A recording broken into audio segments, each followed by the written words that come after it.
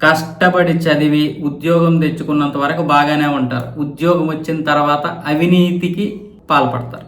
అవినీతిని ఎక్కడ కూడా విడిచిపెట్టడానికి మనసు రాదు వీళ్ళకి. ఎన్ని సంఘటనలు జరిగినా సరే. దేశం ఇప్పటికీ కూడా అభివృద్ధి చెందకపోవడానికి ప్రధాన కారణం మన దేశంలో అవినీతే. చదువుకునేలే అవినీతి చేస్తారు. అవినీతి అవినీతి అవినీతి. చివరికి ఇప్పుడు మనం ఒక పిల్లని ఇవ్వాలన్నా సరే వాడు మంచి అవినీతి పరుడు అయితే తొందరగా ఇచ్చేస్తున్నారు పిల్లని. సమాజం కూడా అలా తయారైంది.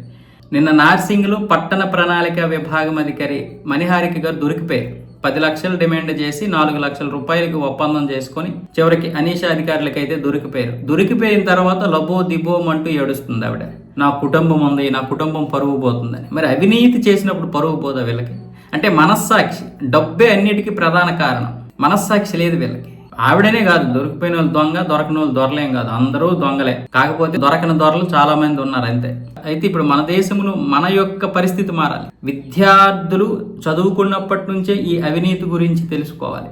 అవినీతి చెయ్యకూడదని పిల్లలకు కూడా మనం చెప్పగలగాలి. విద్యా వ్యవస్థ దీన్ని అరికట్టడం అంత ఆశామాశయం కాదు. ప్రభుత్వాల వల్ల కూడా కావడం లేదు. ఇప్పుడు దానికి దరిద్రం మళ్ళీ ఇప్పుడు బట్టి విక్రమార్క ఏమొచ్చేసి అవినీతితో పట్టుబడి ఉద్యోగాలు పోయినటువంటి వారు లేదా ఉద్యోగాలకు దూరంగా ఉంటున్నటువంటి వారిని మళ్ళీ 2 సంవత్సరాల్లో మళ్ళీ ఉద్యోగంలోకి తీసుకుంటామని చెప్పడమే ఒక దౌర్భాగ్యం.